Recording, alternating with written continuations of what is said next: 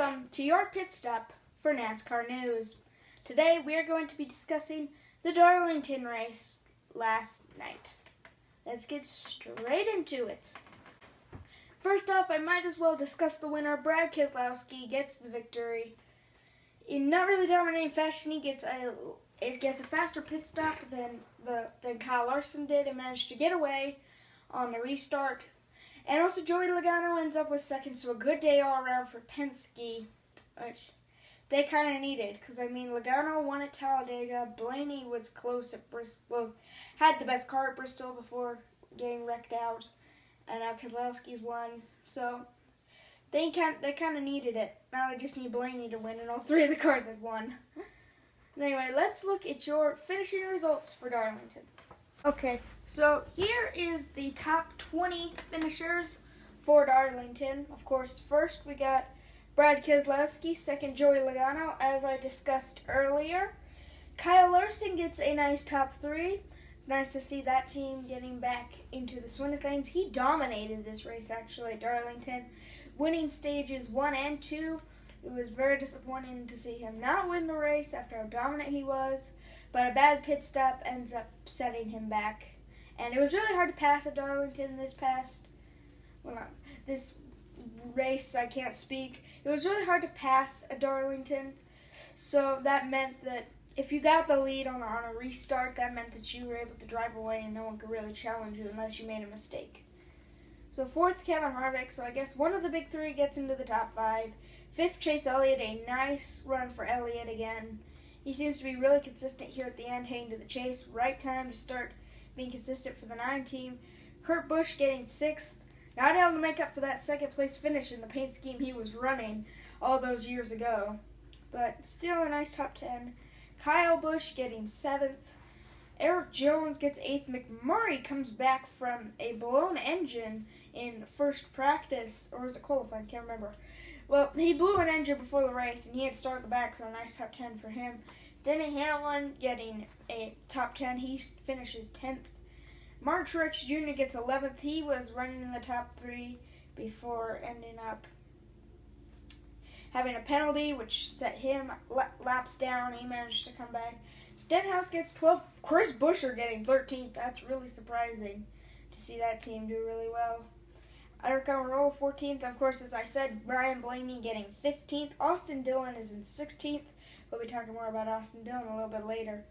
17th is Paul Menard. 18th, David Reagan. Good run for them. 19th, Ryan Newman. And 20th, Michael McDowell. That's pretty much the top 20, and we'll go down a bit more. 21st, Ty Dillon. 22nd, AJ Allmendinger. 23rd, Alex Bowman. That is not good for him, especially with Ricky Stenhouse Jr. doing good.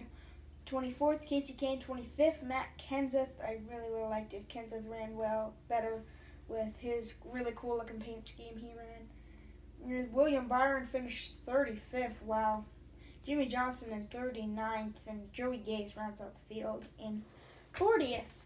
Let's talk more about Austin Dillon in this race. Now, he's kind of been all about controversy this year after he wrecked Eric Almirola to win the Daytona 500, and he almost wrecked Kyle Larson to stay on the lead lap in this race. So, on the white flag of stage 1, Larson was looking to lap Austin Dillon. Dillon, of course, wanted to hold his position and wanted to stay on the lead lap, as you do. But what he does is he puts Kyle Larson into the wall.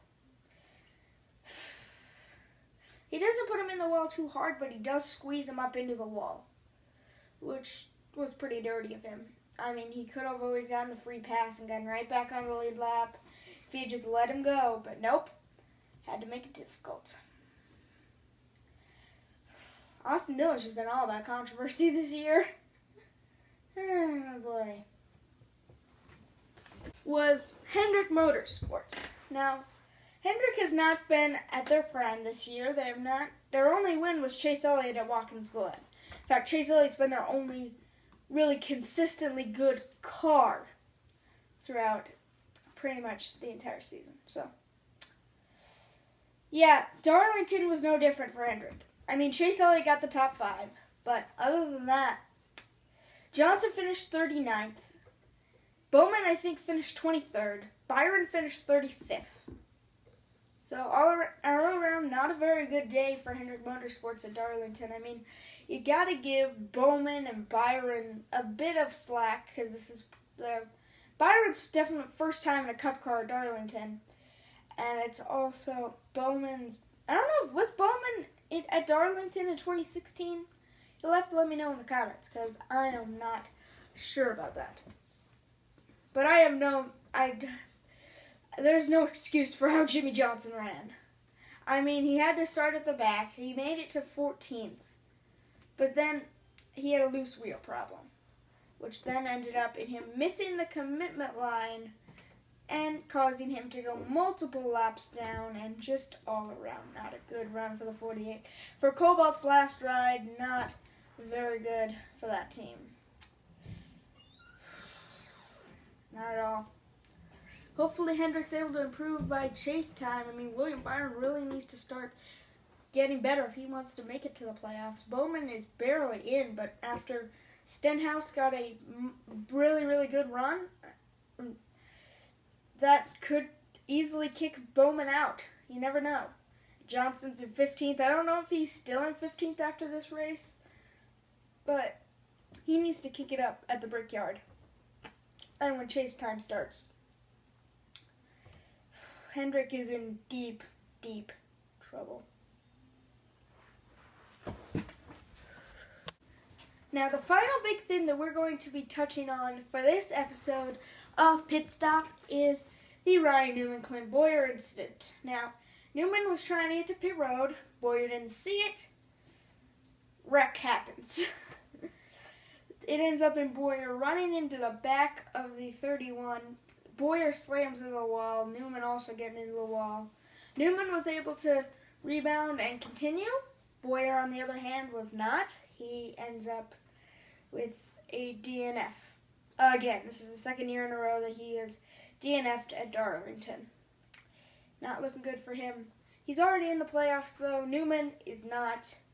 So, Newman, he's in a must-win situation right now if he wants to make it.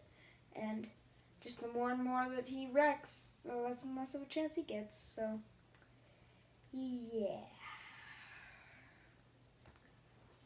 And that is going to be it for this episode of Pit Stop. I hope you guys enjoyed this new series idea that I got, pretty much based off of Out of the Groove from Eric Estep, but I enjoyed making it, and this is hopefully going to be a weekly thing, maybe even more than a weekly thing. So, anyway, I hope you all enjoyed, and I see you all next time. Bye!